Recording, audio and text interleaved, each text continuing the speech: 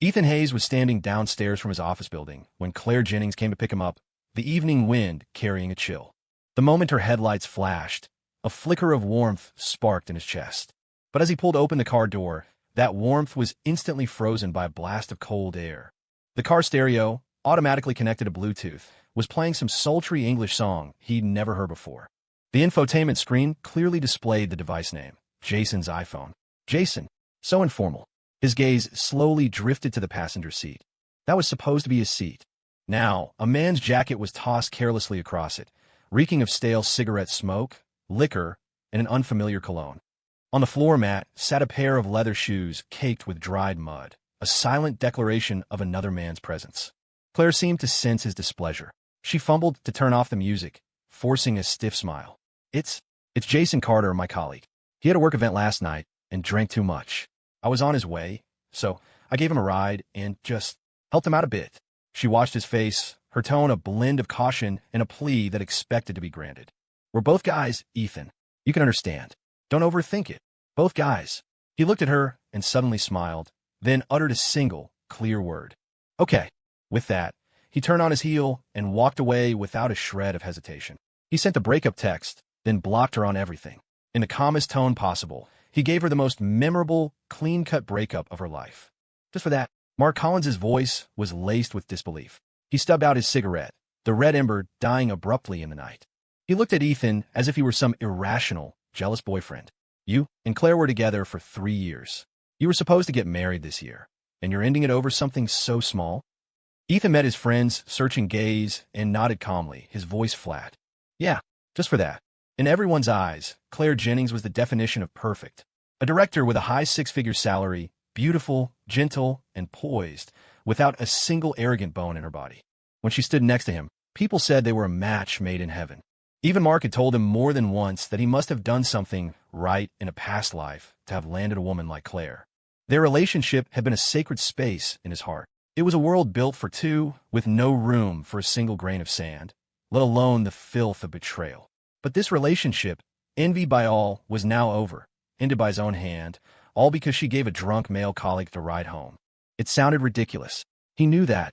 The confusion in Mark's eyes grated on his nerves. Mark didn't know that just 3 hours ago, Ethan's entire world had been turned upside down. That evening, Claire had said her work event was over and she was coming to get him. As usual, he walked to her car, weary but happy, and pulled open the passenger side door. But he wasn't greeted by her gentle smile. Instead, a thick wave of alcohol mixed with an unfamiliar men's cologne washed over him. In the seat that should have been his, a strange man was passed out, slumped like a sack of potatoes. The man seemed to notice the light from the open door. He groggily opened his eyes, grinned at Ethan, and slurred, "Hey, Mr. Hayes." The next second, as if feeling hot, he roughly tugged at the tie around his neck. In that instant, Ethan's breath caught in his throat. He knew that tie. It was the birthday gift Claire had given him last month, a dark blue Salvatore Ferragamo silk tie. Right now, it was hanging loosely around another man's neck. How could his tie be on him? Unless she had bought Jason the exact same one. He froze, feeling the blood turn to ice in his veins. In the driver's seat, Claire finally tore her eyes away from the rearview mirror and looked at him. There was no apology on her face, not even a flicker of panic that might suggest she needed to explain. "Oh, this is Jason Carter, my colleague. He's drunk and not feeling well." Her voice was flat, as if she were commenting on the weather. "As his co-worker, it's my duty to take care of him." Then, she ordered him around with an air of complete entitlement. "You can sit in the back today. I have to take him home first." Her expression was so natural that for a second, he thought he was the one in the wrong. But looking at the tie around the other man's neck, all he felt was a bitter irony. They had been together too long. So long that she had forgotten the one thing he couldn't stand, a lack of boundaries. That tie which belonged to him, that seat which should have been his, that man whom she was so casually protecting. All of it felt like a sticky, disgusting film clouding his vision and soiling his heart. Just then, a blast of music erupted from the speakers. On the infotainment screen, the Bluetooth connection name pulsed arrogantly, Jason's iPhone. The space that had been theirs was now filled with another man's playlist. The audacity of it, this casual invasion, was even more nauseating than the tie around Jason's neck. The last bit of warmth in his heart was extinguished by the music. Claire finally noticed his silence, and her voice became tinged with obvious impatience. What are you just standing there for? Get in the car. He suddenly laughed, a laugh devoid of any warmth. He looked at her and uttered a single, clear word. Okay. With that, he turned on his heel and walked away without a shred of hesitation. He sent the breakup text, then blocked her on everything. Back at the apartment they shared, he started packing. He scooped up the 2 cats they had adopted together. They seemed to sense the heavy atmosphere and whimpered in his arms. 3 years of memories lingered in every corner of the apartment. He once thought they were proof of his happiness. Now they looked like a massive tomb, burying a love that was already dead. He wished he could be one of those people who could pack everything into a single suitcase and leave without a trace. The reality was, he had enough stuff to fill a moving truck. Just as he was taping up the last box in the study, the front door lock turned, and the door was thrown open. Claire rushed in. She had clearly been running. Her hair was a mess, her chest heaved, and her beautiful face was slick with a thin layer of sweat, her expression a mix of exertion and righteous indignation. What the hell is your problem? Did you really have to take it this far? The way she spoke, it was as if he was the source of every problem. He threw a question right back at her. And you? What's with the attitude? His calmness seemed to infuriate her. Because I helped a drunk, male colleague? He got wasted at a work event, and I drove him home. What's so wrong with that?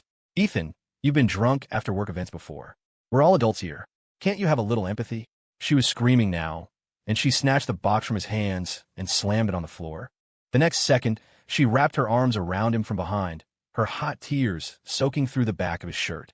The sudden, violent movement startled the cats in his arms, and they let out a piercing shriek. He looked down at her, his expression cold, and took a deliberate step back. That single step was a barrier, separating them completely. He found the whole situation absurd. How many faces did this woman have? In the car, she had been so condescending. Now, she was playing the part of a heartbroken lover abandoned by the world. Just for saying what's so wrong with that, this is over. I mean it. His voice was calm, but it was as sharp as a shard of ice. The expression on Claire's face went blank. The self-righteous anger in her beautiful eyes finally faded, replaced by a flicker of genuine panic. She knew he never joked about breaking up, but a moment later, she tried to chain him with guilt again. Ethan, we're about to get married. For you, as a man, to be so petty about something so small. Don't you think that's pathetic?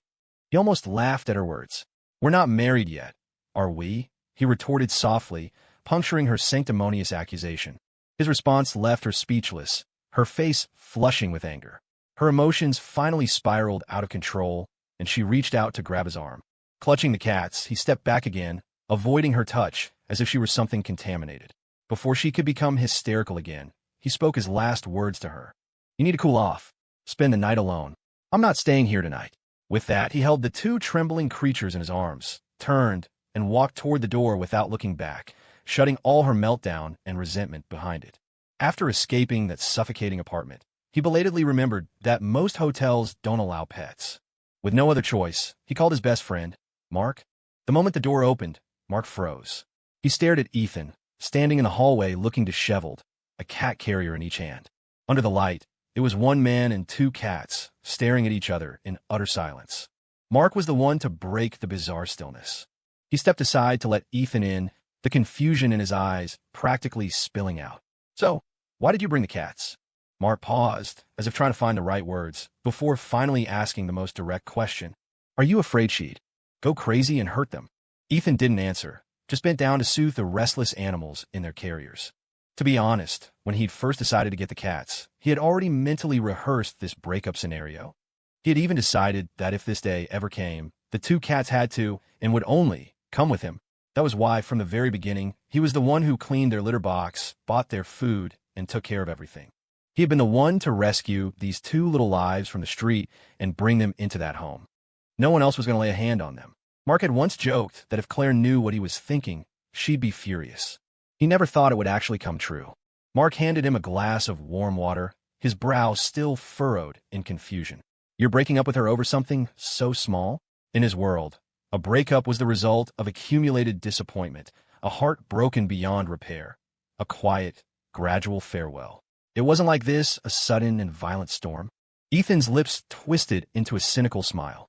Why should I put myself through that, waiting until I'm completely broken before I leave?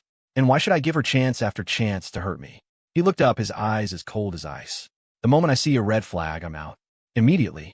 No hesitation. In my eyes, that wasn't a small thing. It was a test. A blatant test of my boundaries. If I let this slide, there would be a next time and a time after that. She would only get more reckless, more brazen. I will not lower my standards for anyone, ever. His words transformed the confusion in Mark's eyes into clear sympathy and pain. He frowned, his voice strained. What about your 3 years together? You're just willing to let go of 3 years of your life like that? Just giving up completely? That's a huge sunk cost, man. Ethan said nothing more. The evidence of their love had turned into knives twisting in his heart. Mark sighed heavily and finally clapped him on the shoulder. I hope you don't regret this. I still think you should give it some more thought. The next day, he didn't rent a big moving truck. That would have seemed too dramatic, as if he were leaving room for a reconciliation. He just called a couple of movers from TaskRabbit and had them parked downstairs. This wasn't moving out. It was reclaiming what was rightfully his. Claire hadn't gone to work. She was sitting at the dining table, elegantly eating her breakfast. And in what used to be their kitchen, a tall, well-built figure was busy at the stove, wearing an apron. It was her colleague, Jason Carter. When Jason saw him, a flicker of light sparked in Claire's eyes. But it lasted only a second before being replaced by her usual cool arrogance. She lifted her chin slightly, glancing at him with a look of condescension, and scoffed. Finally realized your mistake, and came crawling back. Let me tell you, Ethan, if you don't beg for my forgiveness, I am never going to forgive you for this. She even gestured toward the kitchen with a triumphant air. You have no idea. Jason came over this morning specifically to explain things to you, so you wouldn't misunderstand. As soon as she finished speaking, Jason emerged from the kitchen carrying a plate of artisanal sandwiches. He was wearing Ethan's spare apron, and the simple white shirt he had on looked crisp and clean. The sleeves were casually rolled up to his forearms, revealing strong wrists. His every move had the casual confidence of someone who had taken over another's territory, as if he were the man of the house. He even offered Ethan a gentle smile. Sorry about this, Mr. Hayes. I didn't mean for you to get the wrong idea. His voice was quiet but clear, each word coated in a layer of false sincerity. I drank too much at a work thing yesterday, and Claire was kind enough to look after me. She was just being a good person. Please don't be mad at her because of me. He placed the sandwiches in front of Claire, and then thoughtfully turned to pour her a bowl of warm oatmeal. I made extra. Why don't you sit down and have some? As he handed her the bowl, his wrist turned just so. A glaring red burn mark was perfectly revealed to Claire. Claire's brow immediately furrowed in concern. How could you be so careless? It's nothing. It doesn't hurt anymore. Are you an idiot? Claire chided, grabbing his wrist and cradling it gently in her hands. She lowered her head and blew softly on the red mark. It's so red. How could it not hurt? The scene was as intimate as a painting and as piercing as a knife. After blowing on it, she didn't even let go. Instead, she looked up at Ethan, her expression full of righteous indignation, and gave him an order. Ethan, what are you standing there for? Go get the burn cream. At that moment, a faint blush spread across Jason's cheeks, even the tips of his ears turning red, a look that was part shyness, part triumph. Ethan watched this absurd, comical scene unfold before him, this deeply moving performance they were putting on. A laugh, born of pure fury, bubbled up from his chest. If before this morning he had harbored even the tiniest, most ridiculous shred of attachment to their 3-year relationship, that last ember was now utterly extinguished by this farcical display. A cold smirk touched his lips. Are your hands broken? Can't you get it yourself? His voice was like a poisoned blade, shattering their intimate atmosphere. He walked past their frozen figures and went straight into what used to be their bedroom. His suitcase was already packed. Now he was just clearing out the last of his belongings one by one. The things she had given him, the things he had bought, every object that held a shared memory. He ruthlessly stuffed them all into black trash bags. What he couldn't take, like the desk he had assembled by hand, he took a picture of and sent to a local junk removal service, asking them to come pick it up whenever they had time. He was going to erase every trace of his existence from this apartment. Claire, her face ashen, finally stormed in, her voice sharp and cruel. Ethan, can you just act like a man for once? Who else would be as petty as you? Jason already explained everything. Why are you still so stubborn? She seemed to feel her accusations weren't enough, so she took a step closer, her beautiful eyes glaring at him as if she wanted to tear him apart. Are you really willing to throw away our 3 years together? Her tone held a condescending certainty, as if she were giving him a final ultimatum. I'm telling you, if you walk out that door, you will never find a woman better than me. Seeing his indifference, she finally softened her stance, a barely perceptible panic creeping into her voice. It's not too late. Just put your things down, and I'll pretend none of this ever happened. He stopped what he was doing and slowly turned around. Are you sure you want to keep talking? His gaze shifted from her face, a canvas of anger and hurt, and finally landed on Jason, who had been watching the show from the doorway, a look of triumph mixed with jealousy on his face. Ethan smiled. If you keep talking, he said slowly, each word crystal clear, your colleague here is going to be the one who's truly hurt. The color drained from Claire's face. She stood frozen. Then, like a cat whose tail had been stepped on, she snapped, I told you, he's just my colleague. Why won't you let it go? He smirked, a cynical smile spreading across his lips. I could never bring myself to take care of a drunk female colleague in the middle of the night while I have a girlfriend. And I certainly wouldn't be thoughtful enough to connect to her car's Bluetooth and play her favorite songs. Oh, right, he said, feigning realization. I'd also have to take off my jacket and cover her with it, just in case she gets cold. His eyes slowly swept over her pale face, finally settling on Jason's feigned innocence. I guess I'll never learn your advanced way of avoiding suspicion. Letting a male colleague into my home, having to wear my apron to make a phony breakfast, and then staging a heart-wrenching, tear-jerking drama about a burn. Everything that needed to be said was said. He zipped up his suitcase. The sharp zip sound severed the last thread connecting them. He looked at Claire one last time.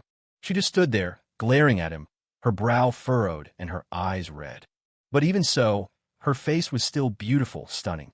He had to admit, 3 years ago, he had been captivated by that face. But now, no matter how beautiful the exterior, it couldn't hide the decay within. He pushed down the last pang of sadness in his heart. He waved at her, his tone more distant than it had ever been. This is it. Claire, let's not see each other again. The moment the words left his mouth, her beautiful face finally twisted in rage. She practically spat his name through gritted teeth. Ethan Hayes, you remember this. If you walk out that door today, don't even think about coming back crying and begging for me to take you back. I, Claire Jennings, will never look back. Half an hour after he blocked her on everything, Claire updated her Instagram story. On to someone better, someone kind. I'm done with cold-hearted men. The caption was paired with a selfie of her on the verge of tears, her eyes red and pitiful. A mutual friend quickly commented, asking what had happened. She replied instantly, her words oozing with innocence and grievance. I was dumped for no reason. It was Mark who sent him the screenshot. He first texted cautiously, hey man, you okay? Ethan didn't reply about his feelings. He just calmly told him that Claire had invited her male colleague into their home. The other end of the line went silent for a full 30 seconds. Then, a barrage of angry texts from Mark flooded his screen. Is she insane? Did she hit her head? She's the one who couldn't keep her boundaries, falling all over herself to take care of some drunk coworker. And now she has the nerve to turn it around and call you the cold-hearted one. Why doesn't she tell everyone on her Instagram that she brought a guy home? Taking care of a drunk colleague? More like she took care of him all the way into her bed. Mark was fuming, his thumbs hammering the keyboard.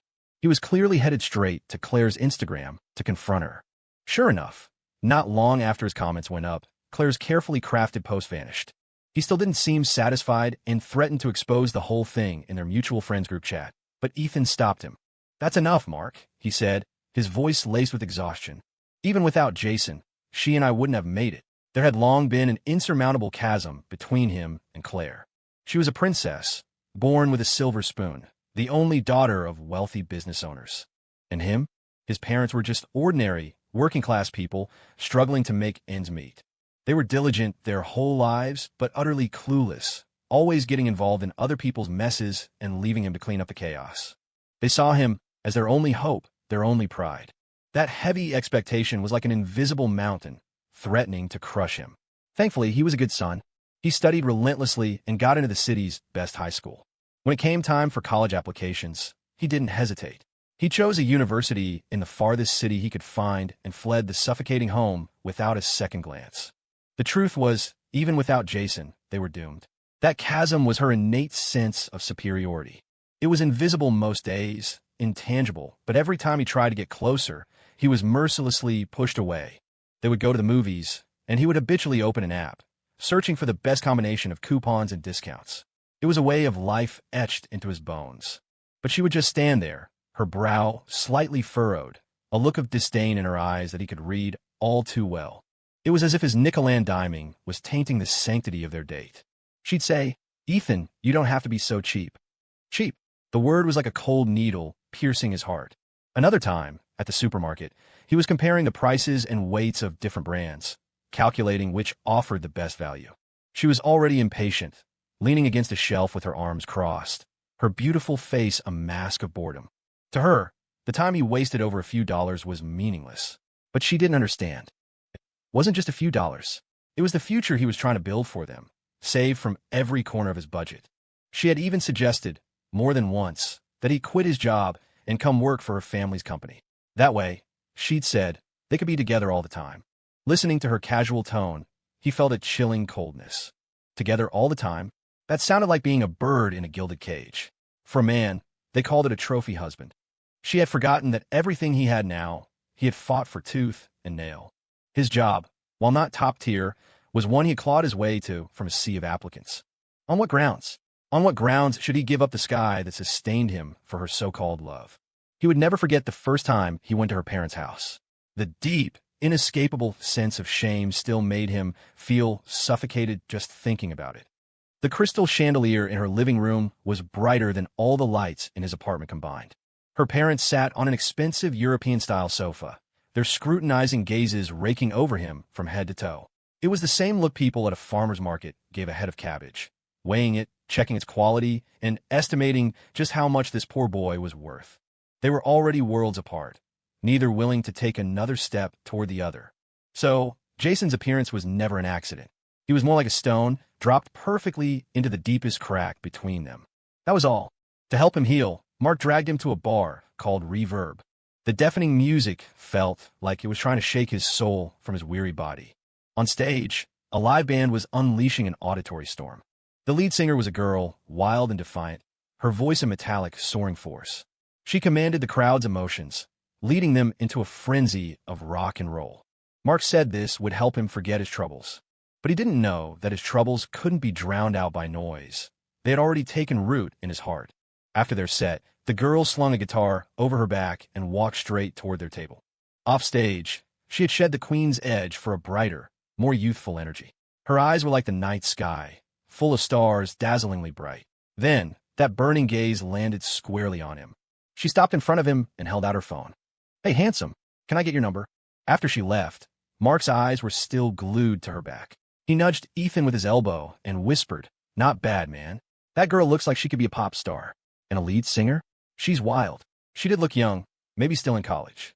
When she spoke, two sharp, canine teeth showed, making her vibrant face all the more lively, radiating a fresh, youthful energy. Ethan shook his head and picked up his glass. The amber liquid swirled, reflecting nothing of his expression. "I'm not looking to date right now." He didn't want to go through that kind of emotional exhaustion a second time. "Then why'd you give her your number?" Mark's eyes were full of mischief. Ethan didn't answer right away. His gaze drifted across the noisy crowd to a booth not far away. "Because I'm not her audience." He gestured for Mark to look. A group of young men and women, around the singer's age, were sitting there. Since returning to her table, she had been talking to everyone, but her eyes kept darting toward one clean-cut, quiet-looking guy in the group. All her enthusiasm and boldness were just a performance for him. He understood the bittersweetness beneath that feigned confidence all too well. Sure enough, not long after he left the bar, his phone screen lit up. It was a message from her. "Hey, handsome, sorry about that. I was just using you to make the guy, jealous. I'm not playing games with him." He stared at the two messages, his face impassive. With a flick of his thumb, he hit the red delete button. No reply, not even a ripple of emotion. It was another drama that had nothing to do with him, and he had no interest in being a spectator. On the 8th day after the breakup, Claire's Instagram became the stage for a meticulously planned performance. A notification from Mark popped up, his message dripping with unconcealed schadenfreude. "Ethan, you gotta see this." He followed it with a screenshot. The photo showed two figures embracing intimately in a hotel room. It was Claire and Jason. There was no caption, but the picture was worth 1,000 words. A voice message from Mark came through immediately after, his laughter so hard he could barely breathe. "This is priceless. She set the post to be visible only to me. I asked around. None of our other friends saw it. She knew I'd show you.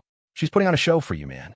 Do you think she's still dreaming that you're going to come crawling back, heartbroken and begging?" Ethan looked at the photo, his heart completely still. He even found it a little funny. Just then, a red one appeared at the top of his screen. A friend request. From the profile picture he had already deleted. The message read, 3 cautious words, to see cats. He tapped ignore. The world was quiet for only a few minutes before the red one stubbornly reappeared. This time, the message had a tone of righteous indignation. The cats were ours together. Just because we broke up doesn't mean you can keep me from seeing them, right? Ours together. A cold sneer formed on his lips. Good thing he had anticipated this day. He opened his photo album and sent the screenshots he had prepared, one by one. The payment records for cat food, the order details for litter, the receipts from vet visits. Every single transaction clearly listed the payer, Ethan Hayes. Every single screenshot was a silent slap in the face. The other end was silent for a full minute. Then, her messages came flooding in like a broken dam. You moved on a long time ago, didn't you, Ethan? You never loved me. Why else would you keep these records? To cut ties with me completely. You're heartless. Her accusations devolved into tearful begging. Answer the phone. I want to hear your voice. I miss you. Please, can you unblock me? He watched the messages pop up on his screen, a wave of annoyance rising from deep within him. He frowned and let out a soft TS. So annoying. Stepping back into reverb, the thick air of alcohol and restless energy was almost suffocating. Amidst the deafening music, the lead singer's figure once again came into view. She seemed to be a regular here, but tonight she wasn't on stage. She pushed through the crowd with a group of friends, her punk-style black jacket looking defiant and eye-catching under the hazy lights. She was casually talking to a friend, a lazy smile on her lips. The moment she looked up, her gaze collided with his. He impassively looked away, his eyes landing on the empty microphone on stage, as if their brief eye contact had been a figment of his imagination. But from the corner of his eye, he could feel her stare lingering on him, probing. He and she were from different worlds. Holy shit, Ethan, look at her jacket. That's the latest from, it has to be at least $5,000. Mark hissed in his ear, his eyes wide. And look over there, the guitarist's new setup. That's easily over $10,000. He clicked his tongue in amazement. Then, as if struck by an idea, he raised his phone, snapped a moody selfie, and posted it to his story. The caption, what difference would one more rich person in this world make? Ethan watched his childish antics, the corner of his mouth twitching almost imperceptibly. Yeah, what difference would it make? If your heart is a wasteland, no amount of material possessions can fill it. They hadn't been sitting for long when a shy-looking girl with flushed ears approached their table, her voice barely a whisper. Can I, get your number? A wave of suppressed laughter came from her booth behind her. Another stupid game. He nodded, unlocked his screen, the whole process as smooth as a pre-programmed sequence. The girl, as if she had found a treasure, scanned his contact info and ran back, her face bright red. This time, he didn't even wait until he left the bar. With a light tap on the screen, the newly added contacts sank into his block list. As he was leaving, he passed the lead singer's table. A clear, mocking laugh reached his ears. Hilarious. That handsome guy is so clueless. Last time, Leo went over to get his number to piss off Caleb. This time, someone loses a dare, and another girl goes to get his number. He's like their designated pawn. Another voice chimed in, dripping with contempt. It's all just for fun. Why take it seriously? His pace didn't falter as he walked through the noisy crowd. The cold wind outside the bar blew away the last traces of alcohol.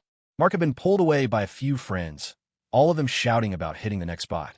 Ethan waved them off and stood alone at the street corner, waiting for a ride. The surrounding noise faded away, and the world was finally just him.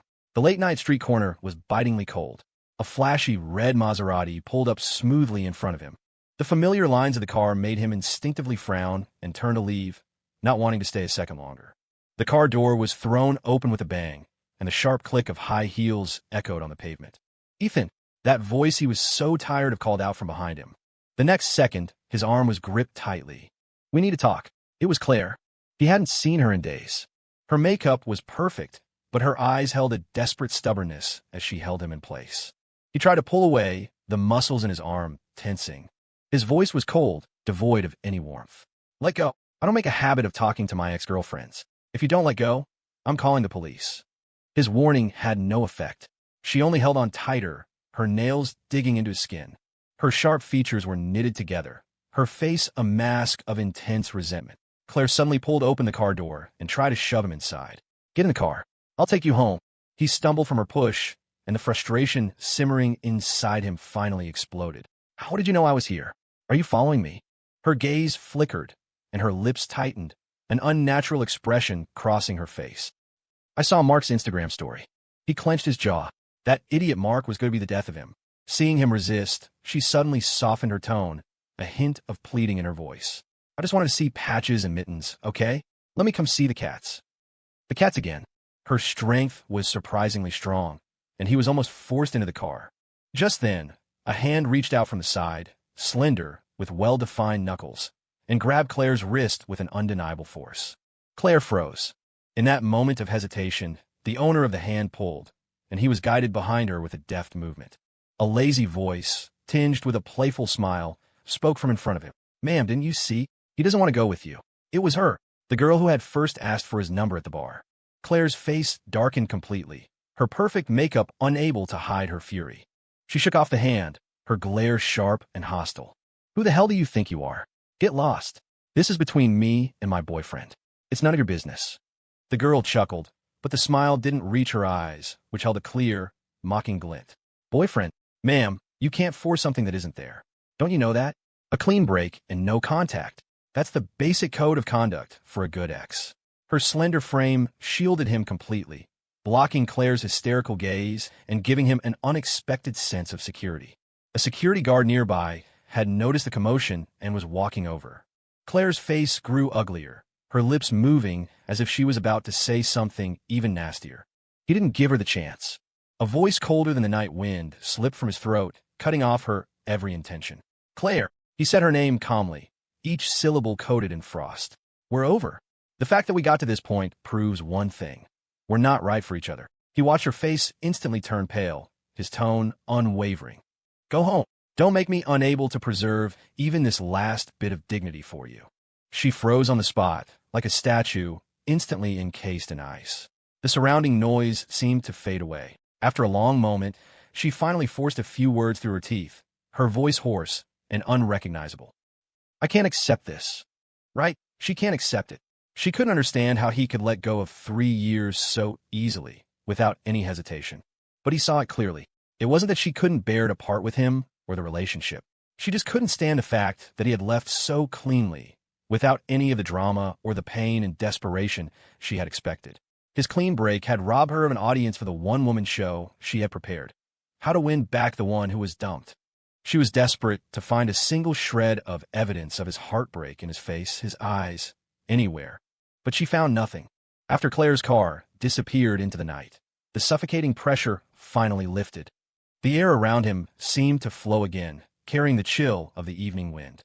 He turned and stepped out from behind the slender figure. The soft glow of the streetlight fell on her. Those eyes, which had been so mocking just moments before, were now quietly looking at him. His throat was a little dry. He cleared it. Thank you. He thought for a moment and added, You're the resident singer at Reverb, right? To show my appreciation, next time you perform, I'll cover the bar tab for the night. It was the most direct, and probably the tackiest, way of thanking her he could think of. The girl burst out laughing, a bright, fleeting smile. She didn't say anything, just slowly took out her phone, opened an app, and waved it in front of him.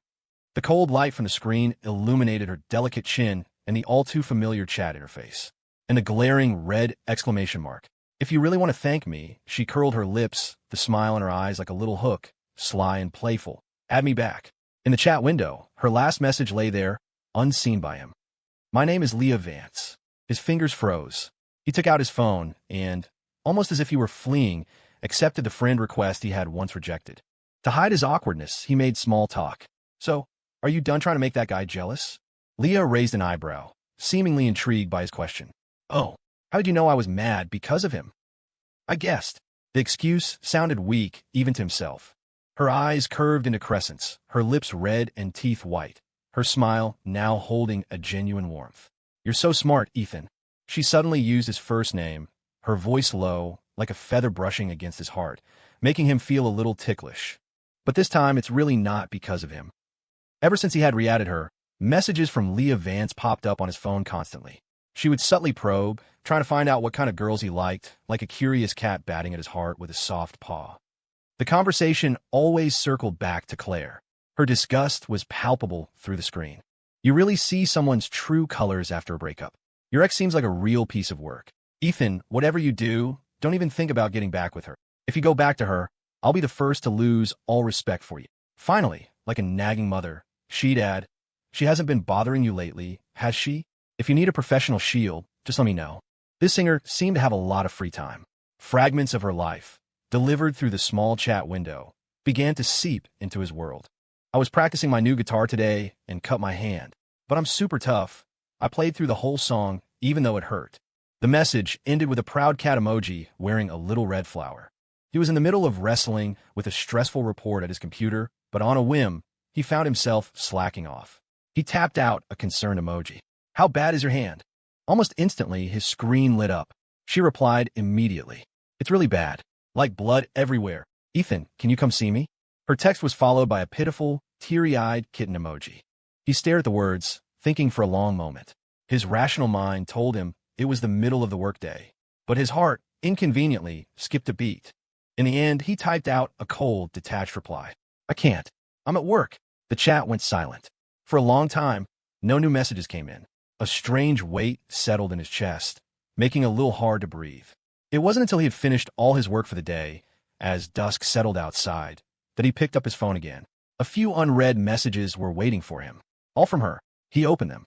The moment he saw the picture in the chat, he almost spit out the tea he had just sipped. He zoomed in on the photo. His screen was filled with a smooth, flawless thigh, its lines long and elegant. And the so-called wound was nothing more than a faint pink scratch. If she hadn't been pointing at it with her slender finger, it would have been completely unnoticeable. Wait, didn't she say she hurt her hand? Why is the injury on her leg? Below the picture was a plaintive complaint. It hurts so bad. It was followed by another teary-eyed kitten emoji. His temples throbbed. That wound looked like it was about to heal itself any second. The implication of the photo was so blatant, like a stone dropped into a calm lake, sending out ripples of both intrigue and danger. His finger hovered over the screen, but he ultimately didn't type anything. He wasn't ready to upset that balance just yet. At the bar, hazy lights danced across his glass. Mark snatched his phone, saw the photo still on the screen, and his eyes lit up. Holy crap. Ethan, he slapped his thigh as if he'd discovered a new continent. This girl is wild. She's straight up trying to seduce you. He clicked his tongue, his eyes lingering on the picture. But seriously, those legs? They're incredible. The flippancy in his tone struck a nerve. He remembered how Claire had found him through Mark's Instagram story, haunting him like a ghost. A surge of anger flared up. You've got some nerve, he said, staring at him coldly. Claire and I've been broken up for ages. Why haven't you deleted her yet? Mark, showing no remorse, just winked at him with a smug grin. You don't get it. I love watching her squirm, wanting something she can't have. He swirled his drink, his voice full of malicious glee. She treated you like crap. Watching her have a meltdown over you? It's priceless. Ethan looked at him, finding the whole thing absurd. He felt none of that vengeful satisfaction. Leah's advances were like honey-coated hooks, dangling right in front of him. He instinctively recoiled. Every friendly message she sent, he replied to with the most distant, polite words possible. A voice in his head screamed a warning. Part of him worried she was just using him as a way to kill time. The other part, a deeper, more ingrained skepticism, refused to believe that anyone could develop feelings for someone else without a reason. Mark leaned against the wall, watching him lazily, telling him he was being paranoid, trapping himself in his own head. Can't you just believe in a fairy tale for once? Like, maybe love at first sight is real, and the moment she saw you, she fell for you and forgot all about the other guy. His tone was teasing. He immediately shot it down, his voice as cold as ice. No, I don't. Everyone has an agenda, especially someone like Leah. Beautiful, dazzling, from a wealthy family, like a carefully cultivated rose. There was no way she lacked for admirers. His suspicions were confirmed the next time he saw her. The deafening music was about to blow the roof off the bar. Under the hazy lights, in front of the stage, a handsome, cheerful-looking guy was clinging to her, his posture intimate and demanding. Her beautiful face was etched with undisguised annoyance as she forcefully pulled her hand away. She was about to say something when she looked up, and her gaze cut through the crowd and locked with his just as he walked in. Their eyes met. In that instant, the surrounding noise seemed to fade to silence. A bright flame ignited in her stunning, almond-shaped eyes. She raised a slender finger and pointed directly at him. My boyfriend's here. Her voice wasn't loud, but it hit his ears with perfect clarity. His mind went blank, and he instinctively turned to look behind him. Behind him was only a bewildered Mark, looking just as confused as he felt. Seeing his reaction, the other guy snorted, his disdain palpable. Nice try, Leah. You think I'm going to fall for that? You just grab some random guy from the crowd and claim he's your boyfriend? Who are you kidding? TSK. A soft click of her tongue, laced with impatience. Leah picked up a small, square gift box from the table and strode toward him on her high heels. Without a word, she shoved the cool box into his hands. The next second, a warm, soft touch was on his arm. She had linked her arm with his. Her sweet, floral scent enveloped him. Leah lifted her chin slightly, her expression a mix of pride and defiance as she addressed the other guy. Let me formally introduce you. My boyfriend, Ethan Hayes. Her voice was crisp, every word deliberate. As she spoke, the hand holding his arm gently squeezed his knuckles. A soft, light voice, audible only to the two of them, whispered in his ear. Play along. Her tone held a hint of pleading, like the gentle prod of a kitten's paw on his heart. He understood immediately. The annoyance he felt at being used was washed away by her soft plea. He turned and met the other guy's gaze, which was filled with jealousy and resentment. He pulled his lips into a perfect smile, polite, yet tinged with a cold distance. Hi, is there something you need with my girlfriend? He enunciated the word girlfriend lightly, but each syllable was crystal clear, like a dull knife. Not fatal, but agonizingly slow. The guy's eyes instantly turned red, as if all his pathetic pretenses had been exposed in public. His voice trembled, laced with a desperate madness. I don't believe it. I've never even heard of you. Leah, you're just using him to lie to me, aren't you? Leah's delicate brow furrowed, the last of her patience gone. Her tone was icy. That's enough, Caleb. Do you want us to kiss in front of you to prove it? At her words, the guy, Caleb, went pale, the last bit of color draining from his face. He shot Ethan a hateful glare, as if he wanted to bore a hole through him, then turned and fled into the noisy crowd. The deafening music rushed back in. Ethan watched him disappear, then handed the cool gift box back to Leah. She had helped him once. He had helped her once. They were even. To his surprise, Leah just stared at him, making no move to take the box. Her soft lips parted. It's for you. Stunned, he opened the box. Inside, a wristwatch lay on a velvet cushion. Its understated silver face gleamed with a cool, expensive luster. It was clearly valuable. The tips of the girl's ears had turned a faint shade of pink. She glanced at him, then quickly looked away as if she'd been burned. She asked softly, Has anyone ever told you that your name really suits you? Ethan Hayes. She murmured his name, the last syllable drawn out, soft and gentle. Reserved, thoughtful, and so warm. Warm? The word felt like a cruel joke. He couldn't help but laugh, but the smile didn't reach his eyes. She probably didn't know he had a younger brother named Aaron. A classic strong name. But behind that name was nothing but darkness and mire. Someone else had once called him warm. Claire. Except, after they broke up, she told everyone that Ethan Hayes was just like his name suggested. Irresponsible and disgustingly fake. He suppressed his emotions, closed the lid of the box, and handed it back to her. Thank you for the watch, but it's too expensive. I can't accept it. Consider what happened today as me returning the favor for you helping me last time. He spoke politely but distantly, trying to draw a clear line between them. Leah stared at him, the light in her beautiful eyes slowly dimming. After a moment, she suddenly smirked, a cold smile playing on her lips. Ethan, you seem really eager to cut ties with me, don't you? Her voice was quiet, but it was like a needle piercing him precisely. What? You don't like younger women? Before he could answer, the smile on her vibrant face bloomed into a defiant grin. I don't believe you. 3 words, delivered with unwavering confidence. His heart skipped a beat. At this point, even if he were completely oblivious, he would have understood Leah's blatant intentions. She wanted to pursue him. The walls he had built around his heart stood tall, blocking out all her eager attempts. His voice was devoid of warmth. We're not a good match. I can't be with a girl who's so much younger than me. He paused, then added, as if to finalize his rejection, it would make me feel like I'm cradle robbing. Her beautiful, almond-shaped eyes stared at him, showing no sign of retreat. Instead, a brighter flame ignited within them. There's only an 8-year difference. So what? My mom is 10 years younger than my dad, and they've been happily married for 40 years. Her voice was crisp, her conviction unshakable. Ethan, if you're going to use our age difference as an excuse to reject me, I don't accept it. Her bold, direct declaration was like a stone dropped into the stagnant lake of his heart, creating ripples. He was momentarily speechless, but soon the ripples subsided. It was just a fleeting whim. A pampered girl like her could have anything she wanted. The things she couldn't have were the most appealing. Once the novelty wore off, she would get bored and toss him aside like an old toy, without a second thought. He told himself this and didn't argue with her further. But he hadn't expected Leah's passion to be a sudden downpour. It was a long, unending rainy season. She pursued him relentlessly for 6 months. Everyone at the bar knew. One day, one of her friends cornered him at the entrance. The girl had a mischievous grin. "You know, Ethan, you've really set a record. This is the first time our Leah has chased a guy for this long." She winked at him and lowered her voice. The last guy she was after, some ice king, she got tired of him after 3 months. Said he was no fun. So keep it up. Don't give in to her. We all want to see how long she can last. Even he was surprised she had lasted this long. For the past 6 months, she had been like a gentle breeze, circling around him but never crossing the line. Her perfect sense of propriety meant he couldn't bring himself to feel annoyed. The impenetrable wall he had built, named age, had somehow developed cracks under her persistent efforts. As his thoughts drifted, the smell of smoke reached him. He looked up and saw Leah leaning against her flashy yellow sports car. A long, slender cigarette was held between her fingers, its red tip glowing in the twilight.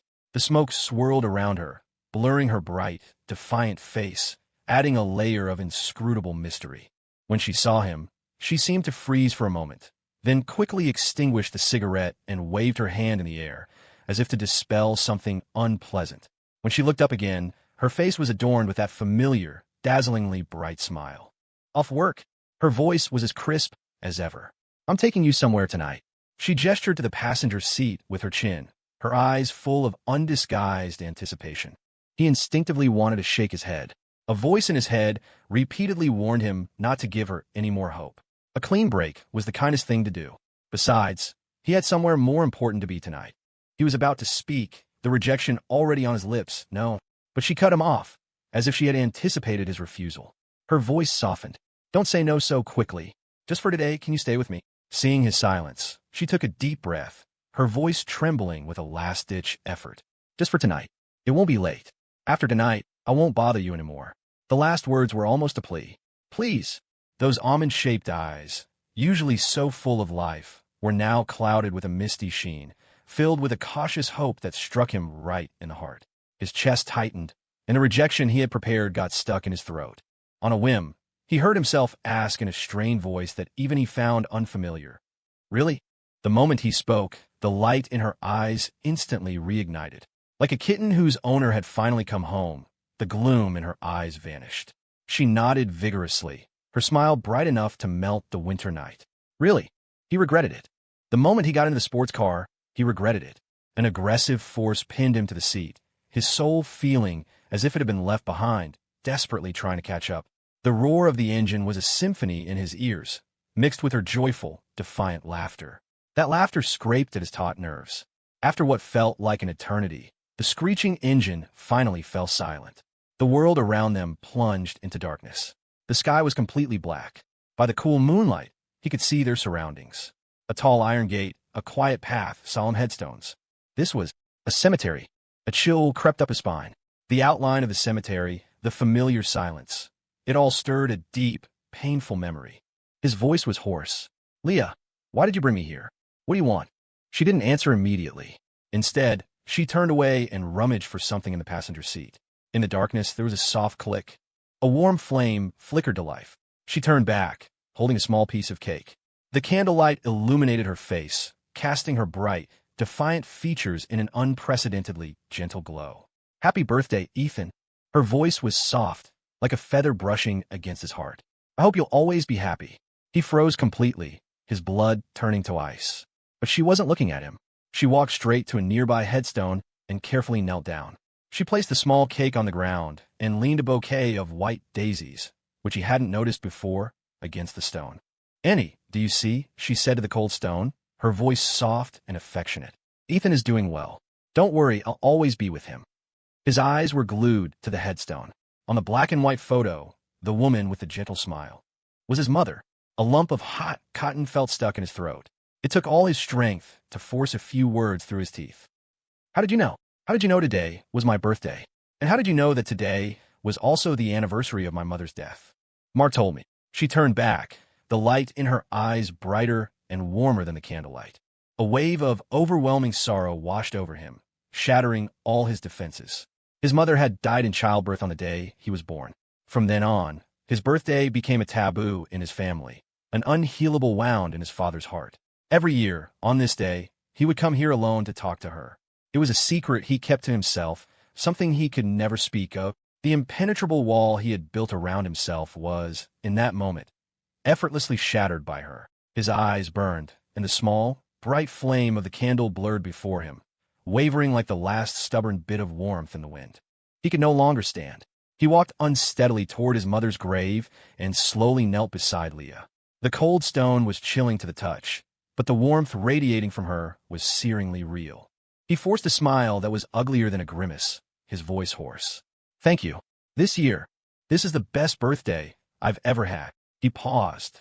Then, as if remembering something, he turned to look at her, trying to make his tone sound lighter.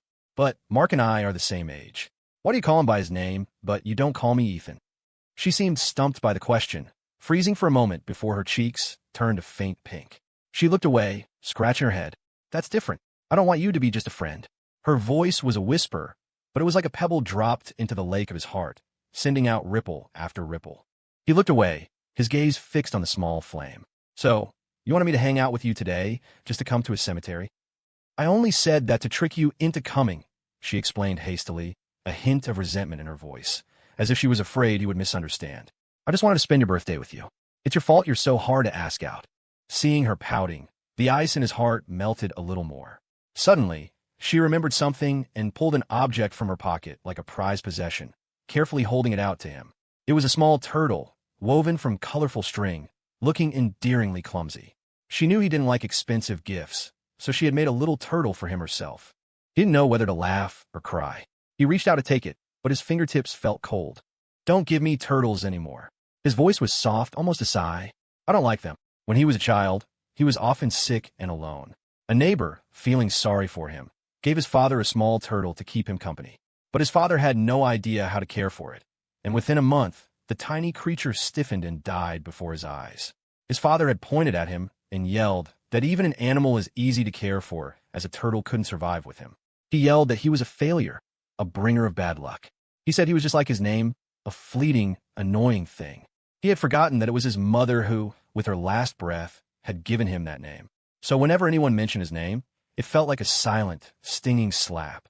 After hearing his story, Leah's bright eyes filled with a deep, heart-wrenching pain.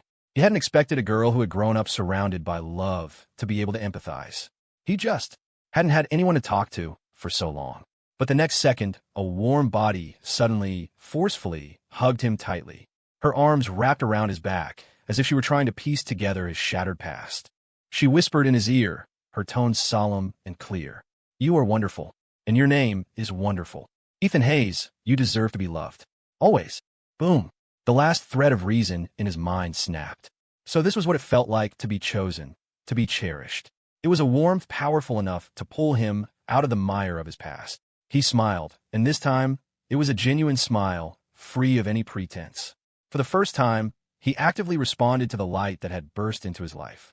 "Thank you." He looked into her eyes, illuminated by the candlelight, and made a wish. "My wish is that our future will be better. Leah, my wish includes you." On the way back, even the night wind seemed to carry a hint of sweetness. Leah wouldn't let go of his hand, her fingers stubbornly intertwined with his. "Let's take a picture, Ethan."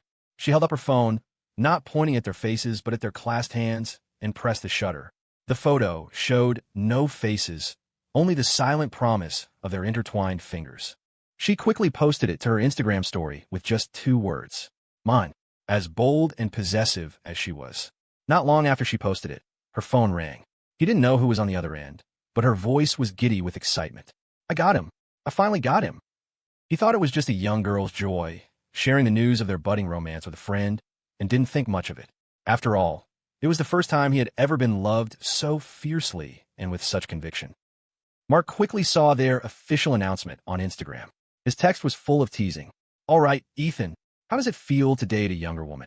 How does it feel?" He looked up at Leah, who was curled up on the sofa, cuddling his cats. Clingy, extremely clingy. She wanted to be attached to him 24/7, leaving her mark on all his things, claiming her territory. It was the complete opposite of Claire. His relationship with Claire had been like 2 separate planets, orbiting steadily in their own paths, occasionally intersecting but never interfering. Leah, on the other hand, was the sun, demanding that he, the planet, revolve solely around her at all times. Her possessiveness and need for control were almost obsessive, especially after she found out that Patches and Mittens were cats he had adopted with Claire. She would look at the two fluffy creatures with a barely concealed hostility in her usually bright eyes. She was even jealous of the cats. Lately, she had been pestering him for a Valentine's Day gift. Not expensive luxury items, but something handmade by him, a gift that would prove it was one of a kind and full of love. What could someone like him, who was hopeless at crafts, possibly make?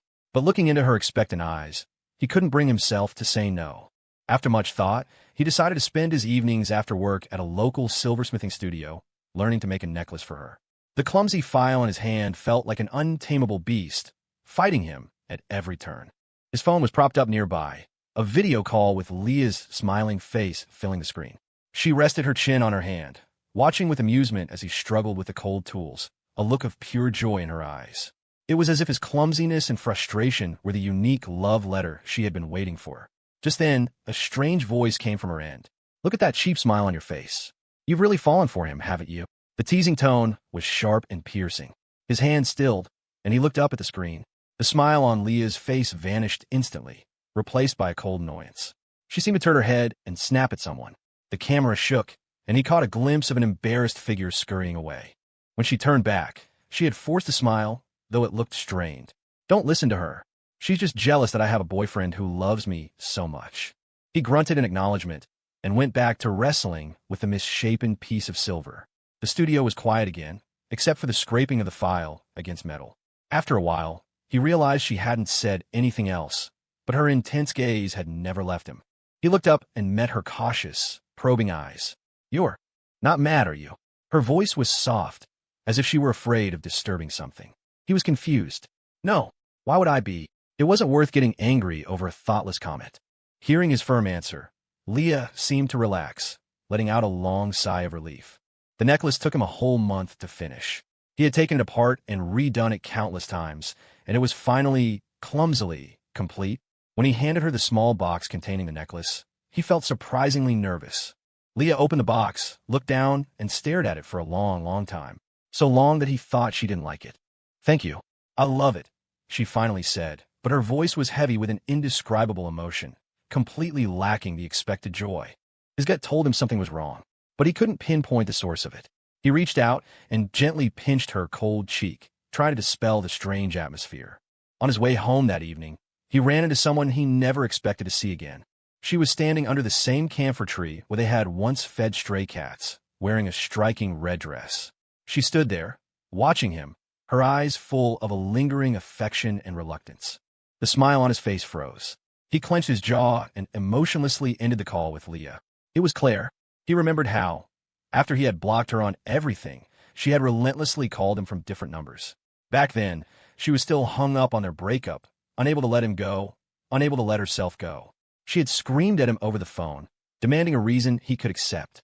"Even if I'm going to die, you have to let me die knowing why," she had insisted, convinced that without a clear reason, she would never be able to move on. At the time, he had found it absurd and laughable. Her memory was conveniently short. It was as if she wasn't the one who had been cozying up to a male colleague, inviting a wolf into her home. Now, she was playing the victim, as if the whole world owed her something. So, he had told her, with painstaking, cruel precision, "You were testing me, testing my boundaries, testing how much I would tolerate for you. He was so obviously into you, and you didn't reject him. You even let him into your home. Claire, we're not kids anymore. Not actively saying no isn't the same as rejecting someone. Your non-rejection, in the eyes of a guy who likes you, is a blatant invitation. Today, you can stay up all night to take care of him because he's drunk. Tomorrow, you could be taking care of him in your bed.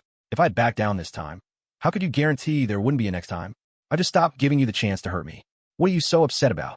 As for her suffocating family, her day-to-day indifference, he didn't even bother bringing up those painful old memories. The other end of the line was dead silent. Finally, in the calmest voice, he had delivered the final verdict on their past. "I don't do the friends with an ex thing." He had once said that a good ex should be like their dead. Disappear completely from each other's worlds, never to be heard from again. That was the final period he had placed on their sordid history. Apparently, she hadn't gotten the message. He turned to leave, his steps unwavering. How have you been?" Claire's voice came from behind him, trembling slightly. He didn't stop walking. He found the question absurd. He hadn't seen her in months, and she had lost so much weight that she looked gaunt. The striking red dress only emphasized her frail frame. Her face was pale and haggard. It was clear she was not doing well. "Great. Don't worry about me." His voice was cold, his only goal to escape this suffocating reunion as quickly as possible. But his sleeve was gently tugged.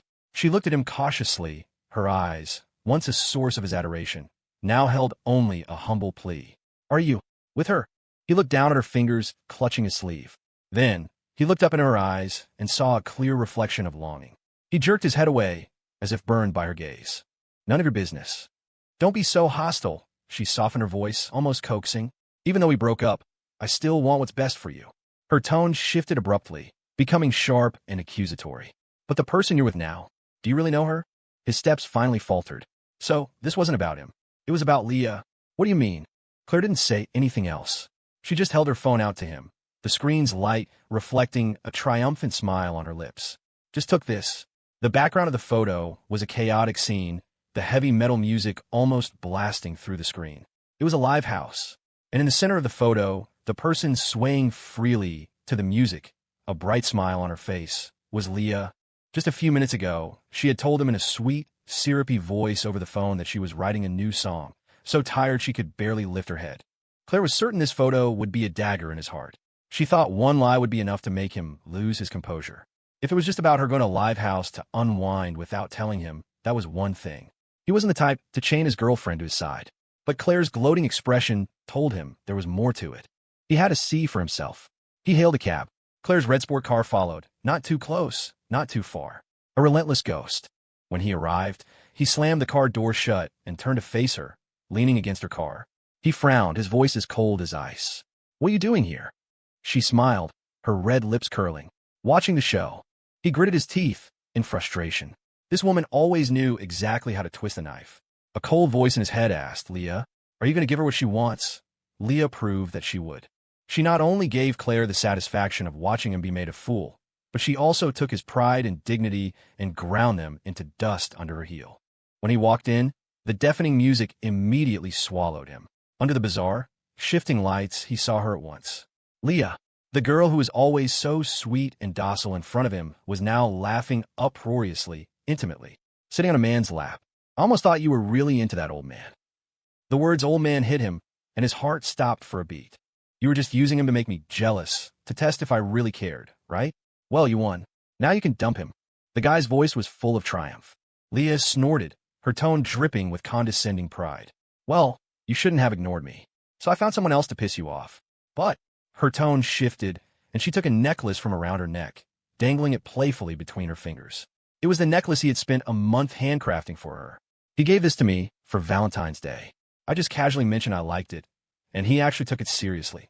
She laughed carelessly, as if talking about a joke that had nothing to do with her. The necklace that held all his feelings was nothing more than a cheap trophy in her hands. A girl next to her, with heavy eyeliner, leaned in, reaching for it admiringly. But Leah dodged, protecting it like a treasure. Another girl asked excitedly, "So how long are you planning to play with that guy? If you're done, you should let me have a turn. I've always wanted to see what it's like to be with an older guy." A wave of loud, unrestrained laughter erupted around them. Every laugh was like a stinging slap across his face. Behind him, Claire muttered a curse under her breath. She picked up an empty beer bottle from a nearby table and was about to charge forward.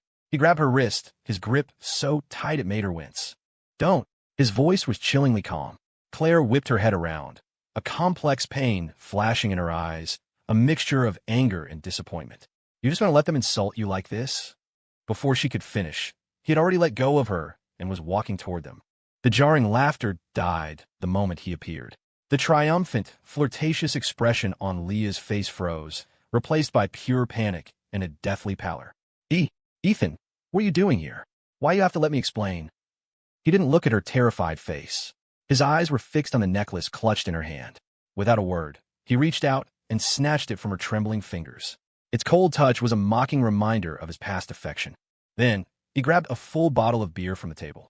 Before anyone could react, he poured the entire contents over her perfectly made-up face. The beer dripped down her hair, washing away her fake expression. His gaze was as calm as a stagnant pond, incapable of another ripple. Well, this was convenient. Even breaking up with her felt like a waste of breath. Saying they were never really together, that it was all just a game, seemed more fitting.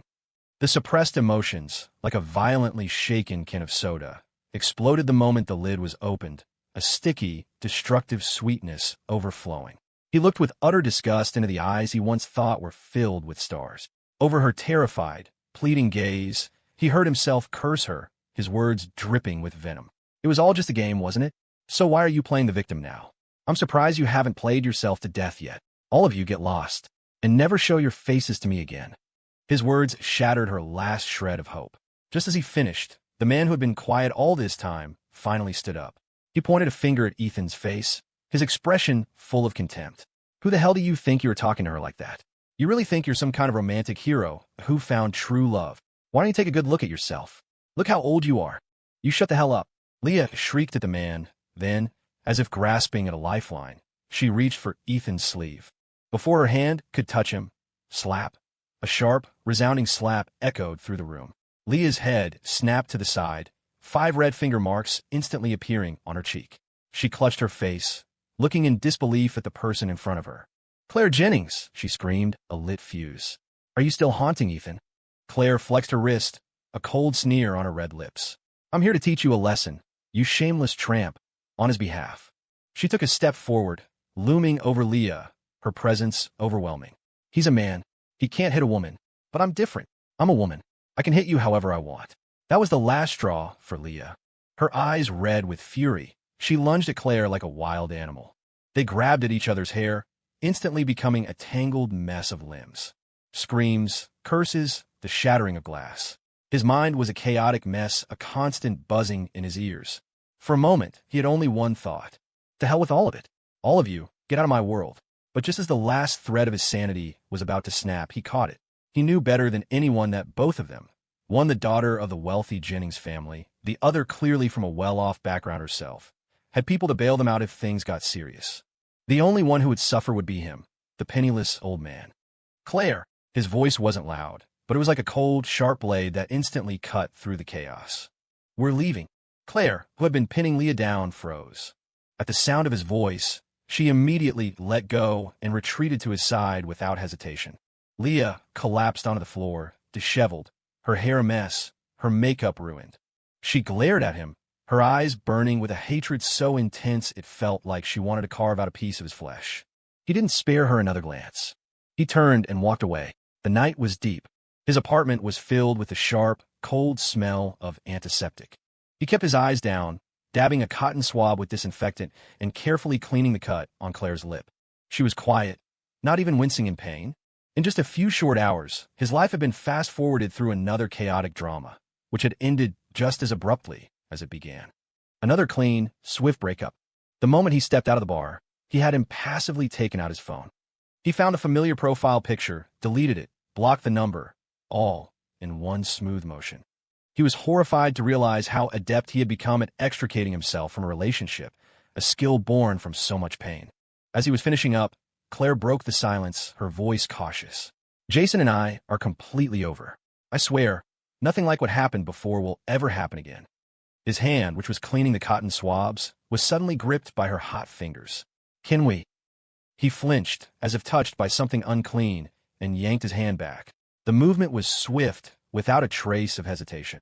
No. His voice was devoid of warmth, a cold rejection of Claire's plea to get back together. I knew it. Claire seemed to have expected this answer. She let out a long sigh, as if a heavy weight had been lifted from her shoulders. She looked at him, her expression complicated. Your heart is made of ice. You could let go of our 3 years together, just like that. You and that girl were only together for a few months. You'll get over it quickly. Her tone, strangely, held a hint of encouragement. You have to hold on. Don't be soft, and definitely don't get back with her. He rolled his eyes, too tired to say anything more. You don't have to tell me what to do. Right. A failed relationship was never worth revisiting. And someone who had betrayed him once would never deserve his forgiveness. He told Mark everything. On the other end of the line, there was a long silence. Then, a sigh of disappointment. Seriously, man, I've known you for years. How'd I never realize you're a dirtbag magnet? No wonder that Leah girl was calling me like a crazy person yesterday, asking where you were. He paused, then asked the same question Ethan had been asking himself. She loves to play games so much. Why doesn't she just play herself to death? Ethan didn't say anything. He had already screamed all the curses he knew when he poured that beer. All that was left was an endless exhaustion and disgust. Leah, of course, couldn't reach him. So she chose the stupidest, most direct method, waiting for him downstairs from his apartment. The bruises on her face hadn't faded yet, and combined with her pale complexion, she looked both pitiful and pathetic. The moment she saw him, her lips parted as if to say something, but she swallowed her words. Her eyes held a desperate need to explain, but also a fear that he would just tell her to get lost. He was in no mood for any more excuses. He spoke first. "Don't come here again." His voice was calm, but it made her shudder. "It's a hassle to have to throw everything out again. I don't want to move." The words were laced with an extreme annoyance. The color drained from her face. He looked at her, his eyes cold, and reminded her, "I just moved here not too long ago. You should know what I mean by that, right? Either you disappear, or I do." And he was done uprooting his life for people who meant nothing to him. The silence stretched on. He thought she would cry or throw a tantrum like last time, but she didn't.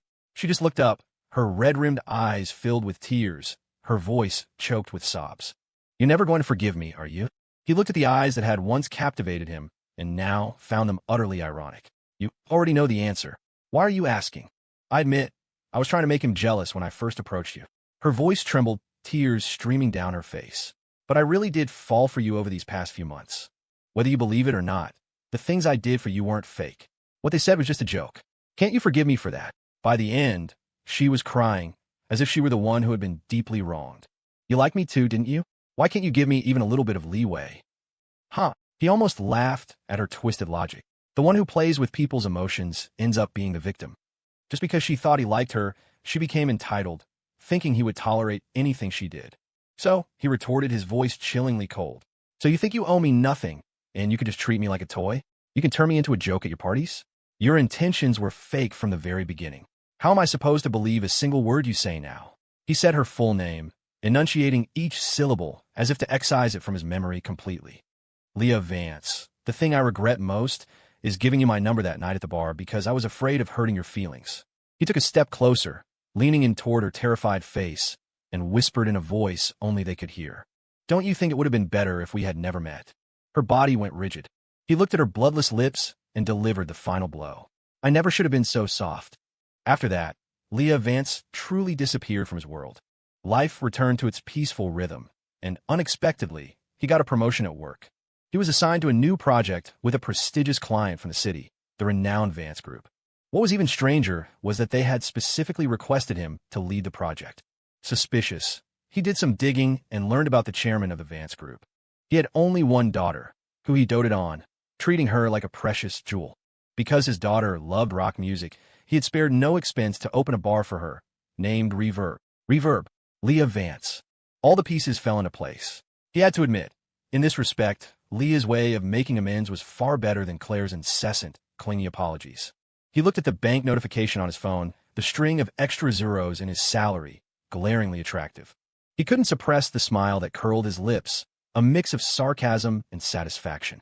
If this was how things ended, with him coming out on top, then he wouldn't mind having a few more relationships like this.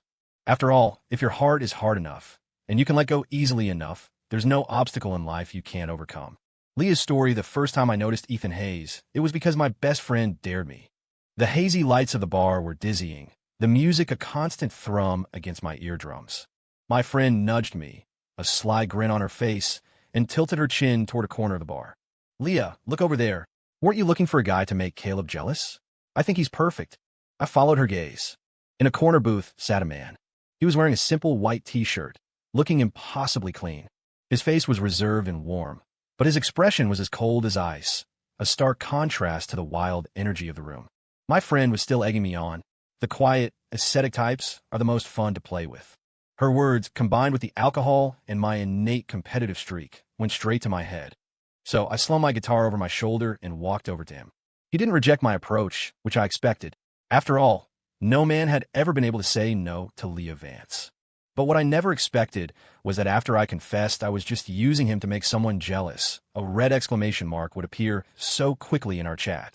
I stood there, stunned, tasting the bitterness of a clean rejection for the first time. Huh, he looks so gentle. but he's got thorns. Later, when my friend brought up that ridiculous idea again, I had already lost interest. But then I saw Ethan again. In that instant, a mix of resentment and a desire to conquer surged through me. I declared to my friends, if we're going to play, let's play for real. Him. I bet I can get him in 6 months. And so began the chance encounter outside the bar. I helped him out of jam, every word I said to him laced with a hook, my intentions clear. But I soon realized I was wrong. Ethan wasn't hard to get. He gave me no opportunity to even try. All my enthusiasm crashed against him like a wave against a rock, without even an echo. My friends told me to give up, that there were plenty of other fish in the sea. But I wouldn't. I couldn't even explain why. He wasn't my type, and he was so cold to me. But I was obsessed. I just wanted his attention, just a little more. It wasn't until much later that I began to understand. Ethan Hayes has a severe case of emotional purity, and I, from the very beginning, had splattered a permanent ink stain on his pristine white world with a lie. Just as I was stuck, an unexpected visitor found me. It was Ethan's annoying ex, Claire Jennings. She looked at me with undisguised schadenfreude. Be careful not to play with fire. Ethan has a thing about honesty. If he finds out the truth, he will never forgive you. Her voice was soft and slow, like poison honey. A nerve was struck. A surge of anger flared up. I forced a sarcastic smile. So, did he dump you because you were dirty? My words hit their mark. Claire's face instantly darkened, but she quickly recovered her triumphant expression. No, I was never dirty. When we were together, it was perfect. We had a happiness that no one could touch. She leaned closer, the pride in her eyes almost spilling over. Even though we broke up, I'm still someone who once had him. And you, Leah? You haven't had a second of his real heart. You'd better pray you can keep your lie hidden forever. Because when he leaves you, he won't even look back. Every word she said was a truth I didn't want to admit. My resentment grew like a weed. I decided to make one last bet. Just one. If he rejected me this time, I would let go completely. But on that last try, Ethan agreed. In that moment, I was overwhelmed with a massive wave of euphoria, followed immediately by a boundless terror. My heart felt like it was being squeezed by an invisible hand, half in heaven, half in hell. Claire's words echoed in my mind like a curse. Hide it forever. I had to hide it forever. But the carefully woven lie was eventually exposed. The moment Ethan saw me sitting on Caleb's lap, laughing with my friends, and overheard that ridiculous joke, my world came crashing down. My heart was in a panic, my blood instantly freezing. In that moment, I couldn't even tell if my feelings for him were about conquest or if I'd already fallen deeply in love. I only knew one thing. I couldn't lose him. I wanted to tell him that the beginning was fake, but the feelings that followed were real. I wanted to tell him that Caleb was in the past, that he was just a game, but that I truly wanted to be with him. But when I opened my mouth, no words came out. I had seen Ethan's decisiveness. In his pristine world, there was no room for a single grain of sand. There was only ever one chance. Once it was missed, it was gone forever. Those beautiful eyes I had once drowned in now held no trace of warmth. Only a cold, undisguised disgust. That look was like a sharp blade, slicing me to pieces. I knew it was completely over between us. For many years after that, the name Ethan Hayes became a thorn in my heart. I couldn't pull it out, and every time I touched it, it bled.